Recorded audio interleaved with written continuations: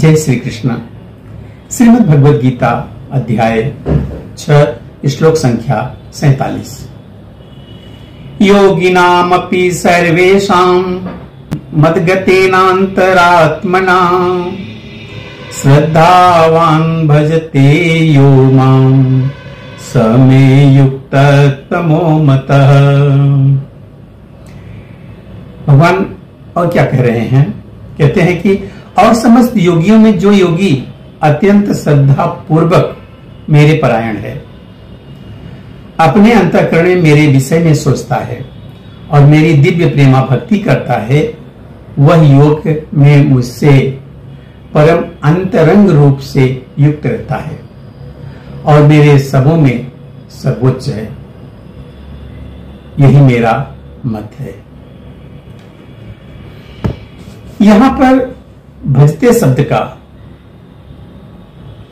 श्रद्धावान भजते, यहां पर भजते शब्द महत्वपूर्ण है। भजते भज धातु से बना है, जिसका अर्थ है सेवा करना। अंग्रेजी में कहते हैं वर्शिप, पूजन। यह भाव व्यक्त नहीं होता, क्योंकि इससे पूजा करना, सम्मान दिखाना तथा योग का सम्मान करना सूचित होता है। किंतु प्रेम तथा श्रद्धा पूर्वक सेवा तो श्री भगवान के निमित्त है। किसी सम्मानीय व्यक्ति या देवता की पूजा न करने वाले को अशिष्ट कहा जा सकता है, किंतु भगवान की सेवा न करने वाले की तो पूरी तरह भर्त्सना की जाती है। प्रत्येक जीव भगवान का अंशरूप है और इस तरह प्रत्येक जीव को अपने स्वभाव के अनुसार भगवान की सेवा करनी चाहिए। ऐसा न करने से वह नीचे गिर जाता है। जो मनुष्य अपने जीवनदाता आद्य भगवान की सेवा नहीं करता और अपने कर्तव्य में शिथिलता बरतता है, वह निश्चित रूप से अपनी स्वाभाविक स्थिति से नीचे गिरता जाता है। भक्ति योग समस्त योगों की परिणति है।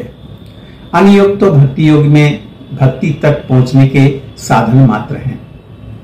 योग का वास्तविक अर्थ भक्ति योग है। अन्य सारे योग भक्ति योग रूपी गंतव्य की दिशा में अग्रसर होते हैं। कर्मयोग से लेकर भक्ति योग तक का लंबा रास्ता आत्म साक्षात्कार तक जाता है। निष्काम कर्मयोग इस रास्ते का आरंभ है। जब कर्म योग में ज्ञान तथा वैराग्य की वृद्धि होती है तो वह अवस्था ज्ञान योग कहलाती है।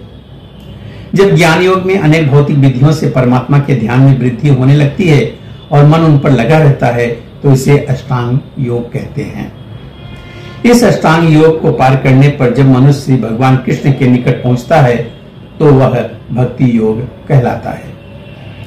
यथार्थ में भक्ति योग ही परम लक्ष्य है, किंतु भक्ति योग का सूक्ष्म विश्लेषण करने के लिए अन्य योगों को समझना होता है।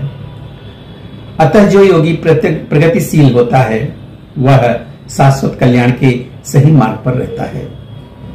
जो किसी एक बिंदु पर भिड़ रहता है और आगे प्रगति नहीं करता, वह कर्मयोगी, ज्ञान योगी, ध्यान योगी, राजयोगी, हठ योगी आदि नामों से पुकारा जाता है।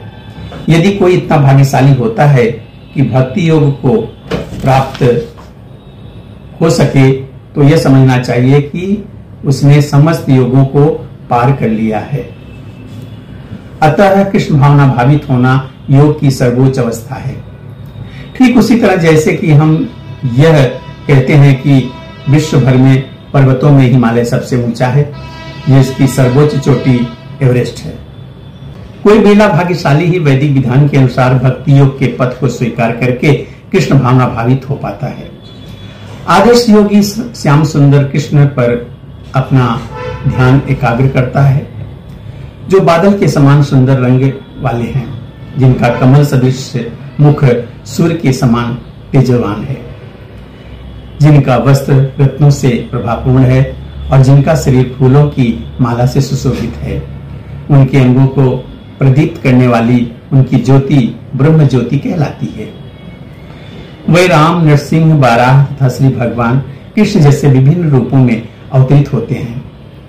वह सामान्य व्यक्ति की भांति माता यशोदा के पुत्र रूप में जन्म ग्रहण करते हैं और कृष्ण, गोविंद तथा वासुदेव के नाम से जाने भी जाते हैं।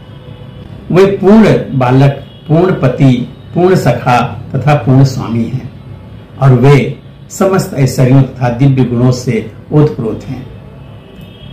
जो श्री भगवान के इन गुणों से पूर्णतः अभिज्ञ रहता है वह सर्वोच्च योगी कहलाता है। योग की यह सर्वोच्च दशा केवल भक्ति योग में ही प्राप्त की जा सकती है।